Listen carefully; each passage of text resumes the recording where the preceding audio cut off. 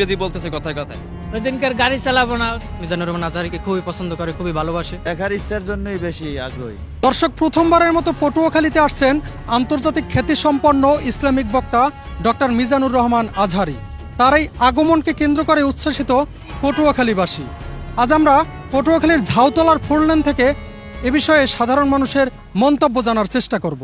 মিজানুর রহমান আজহারী সাহেব তিনি এই প্রথম আসতে সবার একই বার্তা হলো যে দিন প্রচার করা, দিন প্রতিষ্ঠা করা, দিন ছড়াই দেওয়া। আর পটুয়াখালীতে এই বছরই বড় বড় আলেমরা আসতেছে। ওই দিনকার গাড়ি চালাবো না। ওই দিনকার আইয়া একটু বৈশা একটু মাপেল শুনবো, হুজুরের মাপেল একটু মাপেল শুনবো। আজহারী হুজুরের ভালো লাগে এবং তার এই ওয়াজ খুবই ভালো, পছন্দ করি, এই জন্য তার শুনতে আসতে হবে। দেখার ইচ্ছার জন্যই বেশি আগ্রহী।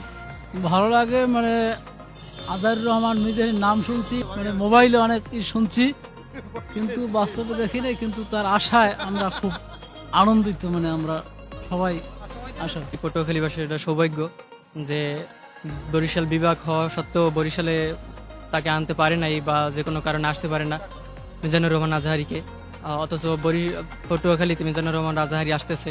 এটা পটুয়াখালীবাসীর সৌভাগ্য।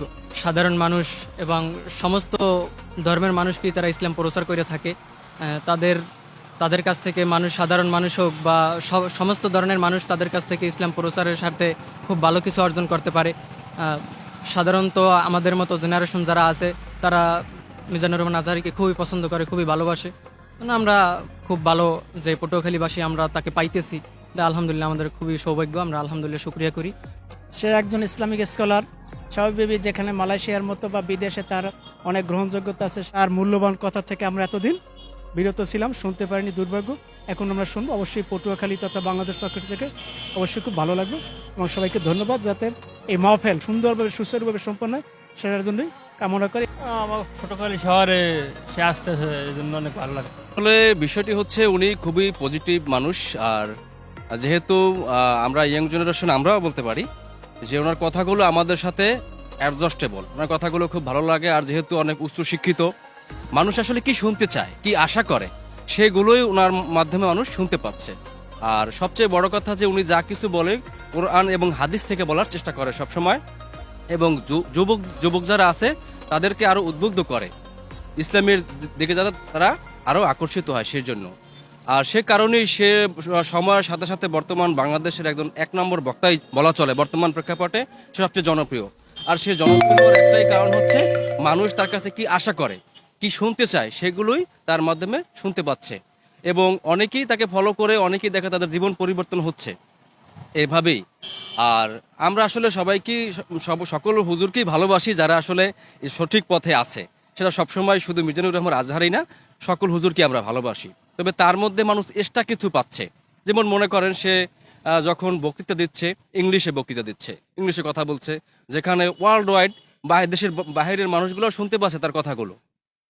আবার স্মার্টনেস ভাবে সে কথাগুলো বলে, যে কারণে মানুষের মধ্যে অল্পতে সে ঢুকতে পারতেছে। এবং অনেকে বলতেছে যে ইংরেজি বলতেছে কথায় কথায়। ভাই, এটাও প্রয়োজন আছে আমি মনে করি, কারণ সবাই তো বাংলা বুঝতেছে না। অনেকে সেটাও নিচ্ছে, যে যেভাবে ইমপ্রেস হচ্ছে সে সেভাবেই চেষ্টা করতেছে। তো সবার যে সবকিছু ভালো লাগবে এমন না। তো আমার মনে হয় যে সে সঠিকভাবেই মানুষকে বোঝানোর চেষ্টা করে। তো সবকিছু মিলিয়ে অ্যাজ এ সুপারম্যান আমরা মনে করি বর্তমান সময়। ঠিক আছে, ভালো একজন মানুষ। এই জায়গাটা একটু সংকলন হবে না আসলে, কারণ তার প্রোগ্রামে এমনিতেই 10 লাখ মানুষ হয়, 10 থেকে 15 লক্ষ মানুষ হয়। তো এখানে যে স্পেস আছে, এখানে আসলে 10 লাখ মানুষের জায়গাটা নেই বলতেই চলে, ততটা নেই। তবে তারপরও আশপাশে যেহেতু স্পেস আছে, সেখানেও গিয়ে মানুষ বসবে। হতে পারে এই দিকটায় অংশ আছে, ভেতরের অংশে আছে, এখানে সবাই বসতে পারবে না। ভাইয়ের সবকিছু মিলিয়ে হয়তো এটা হবে আর কি, চেষ্টা করবে। অনেক আনন্দিত যাতে আল্লাহ সুবহানাহু ওয়া তাআলা তার আগমন উপলক্ষে সবাই স্বতঃস্ফূর্তভাবে আসতে পারে। এই জন্য সবাই আমরা ঘোষণা করছি যাতে সবাই মিলেমিশে আমরা থাকতে পারি, আসতে পারি। এই জন্য সবাই শুকরিয়া আদায় করি। আর বিশেষ করে পটুয়াখালীবাসীকে ধন্যবাদ, যারা এই এত বড় আয়োজন করার জন্য, যে ওয়েলফেয়ার ফাউন্ডেশনকে স্বাগতম জানাই। তারা যে এই বড় পরিসরে যে আয়োজন করছে, এই জন্য তাদেরকেও ধন্যবাদ জানাই।